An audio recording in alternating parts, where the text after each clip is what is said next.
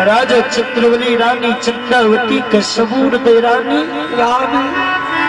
ना क्या करो लो ये क्या धैर्य छे आगे गुरु बाबू विश्वास नहीं है। गुरु बाबा आए आवे कल आवे परसों आवे या 10 दिन के बाद आवे या जहिया आवे जितना 12 वर्ष पड़ते हुए दिन गुरु हमारा दरवाजा यही बे करते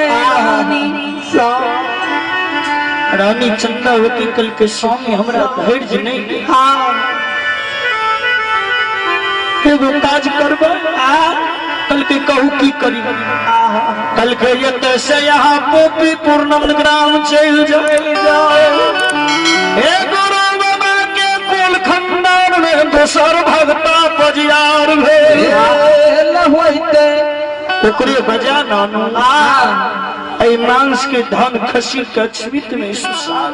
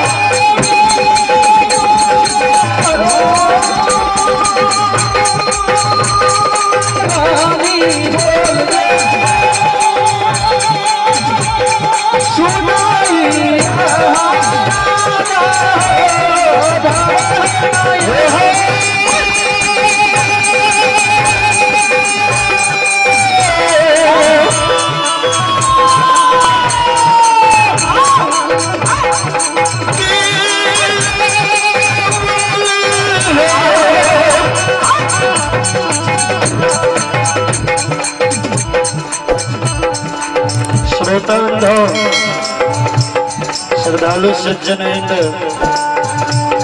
अपने सबसे आग्रह जे व्यक्ति जनते छे ओते बैसल छे तो बैसले रहबे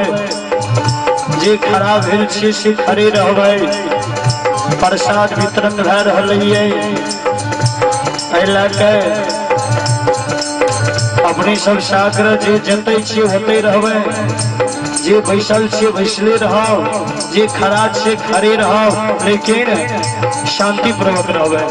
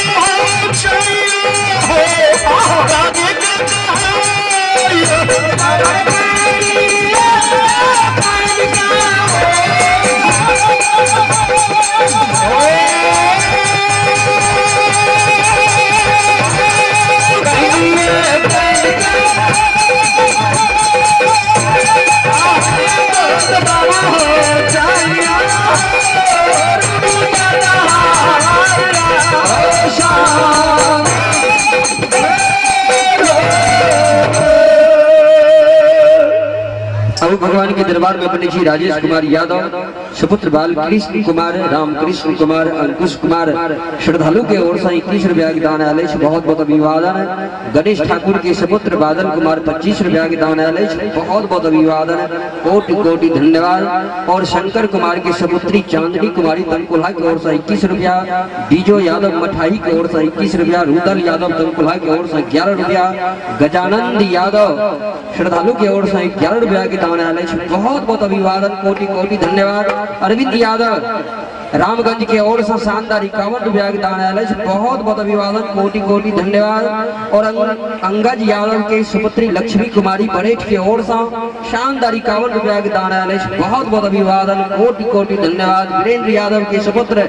राजेश एंड राजीव के ओर से 25 रुपया, बहुत बहुत धन्यवाद। सूरज कुमार मंगवार के ओर से 21 रुपया, बहुत बहुत धन्यवाद। और ब्रह्मदेव यादव के पोता संतोष कुमार सोनिया कुमारी श्रद्धालु के ओर से 15 रुपया के दान आयल है, बहुत बहुत अभिवादन, कोटि कोटि धन्यवाद। और लीलो यादव की पोती अनुप्रिया कुमारी के ओर से ग्राम शेखपुरा के ओर से 51 रुपया के दान आयल है, बहुत बहुत अभिवादन, कोटि कोटि धन्यवाद। और भगवान के दरबार में अपनी छी बीको यादव के पोता अंशराज ग्राम अमृता पुवाई टोला के ओर से शानदार 31 रुपया के दान आयल है, बहुत बहुत अभिवादन, कोटि कोटि धन्यवाद। और अमर कुमार के ओर से 21 रुपया के दान आयल है, ग्राम भदी कला के ओर से 21 रुपया, बहुत बहुत अभिवादन, कोटि कोटि धन्यवाद। श्रोता बंधु और लखन यादव के नाती सोनू कुमार रोहित श्रद्धालु सज्जन ग्राम तमकुल्हा की ओर से 21 रुपया के दान आयल है, बहुत बहुत अभिवादन, कोटि कोटि धन्यवाद। राजा चंद्रवली रानी चंद्रवती के कहे छे हे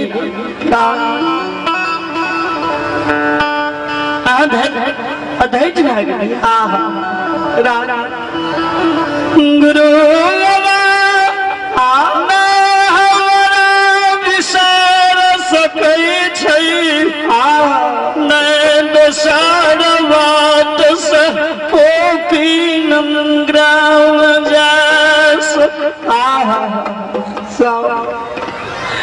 रानी अछमित नगरी गुरु रानी कल के स्वामी अब यहाँ कहे दिल में धैर्य रखे, अब ककरा को धैर्य रखो स्वामी राजा के बेटी रही रानी बनल छमी राजा के बेटी रही रानी बनल लक्ष्मी तुम्हें विधाता लक्ष्मी तो पूर्व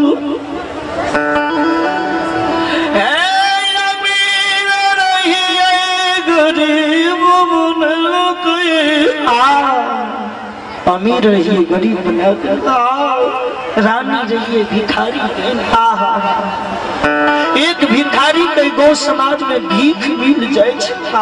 एक मजदूर के मजदूरी मिल जाए।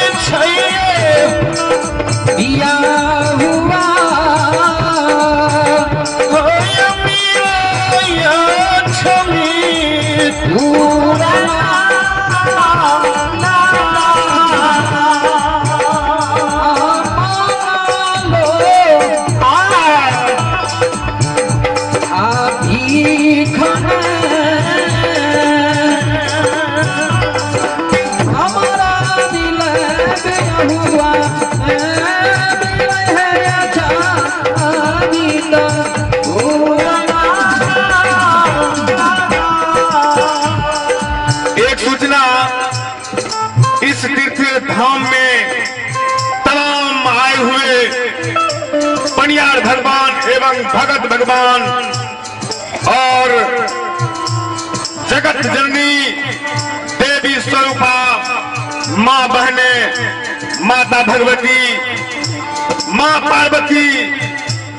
एवं पिता तुल्य तमाम और भगवान राम स्वरूप बड़े भाई और हमारे जितने आए हुए इस तीर्थ धाम में अपने बाल भगवान हैं।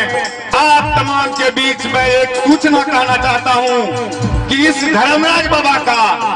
मैंने इस 10 रुपया से ज्यादा कुछ कर्ज लिया था धर्मराज बाबा से, वो भी दिक्कत में। मैं आज उतना नहीं तो एक डिब्बा अगरबत्ती से, यानी कहने का मतलब पान नहीं, पान के डंटी से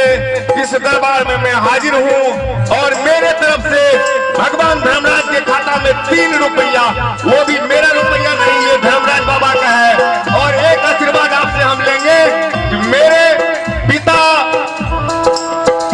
सीताराम प्रसाद एवं एक मिनट और पिता सीताराम प्रसाद के पुण्य आत्मा को प्रणाम एवं हमारे पालनकर्ता मुलगन बाबा सूर्यनारायण बाबा एवं चाचा रामजी बाबू। और एक लास्ट में सब करना चाहता हूं कि भगवान के लिए प्रेम से जयकारा लगाएंगे सच्चे दिल से। बोले दाता धर्मराज की, दाता धर्मराज की जय।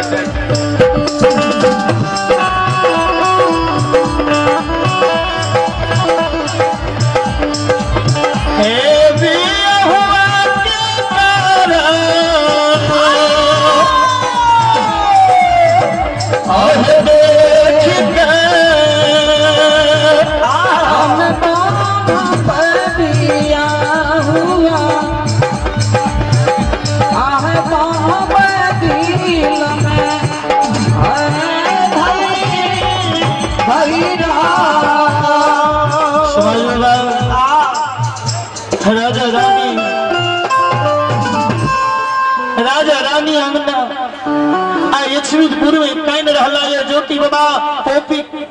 पूर्णंद ग्राम जे जा रहे अक्षमित की सीमान पर और पसारी ही धर्मराज बाबा जाते हमराज चंद्रमणि के हाथी हथसार घोड़ा घुड़सार नवतन मकान नहीं देखबक नाथ हम जन्म स्थान पोपी की बात नहीं बढ़बक। धर्मराज बाबा अंतर्यामी संत पुरुष दाता धर्मराज पल में परले मचावेला यो माया के लीला गुसायो चल के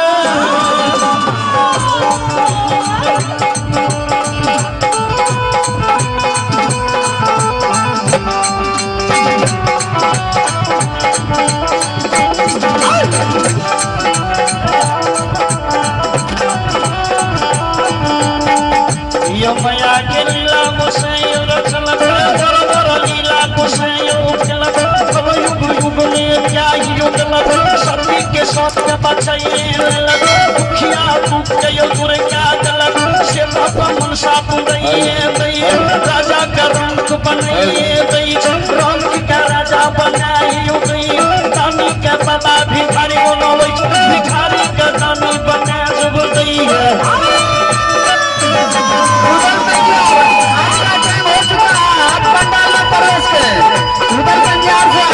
आपका समय हो चुका है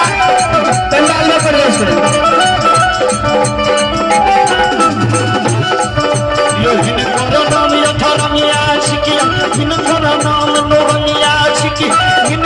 नाम मायावी छिकी इनकर नाम छलगरिया छिकी इनकर नाम जमराज हियो छिकी इनकर नाम यो करना छिकी इनकर नाम यो करना छिकी जोलर के मालिक जोरिए दई जोलर के मालिक जोरिए दई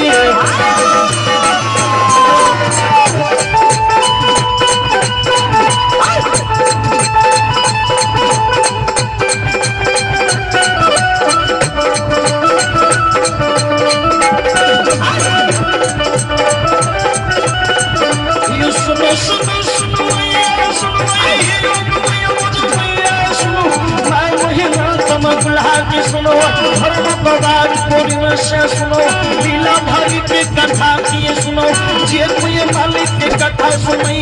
हम शाहपुर से पार उतरई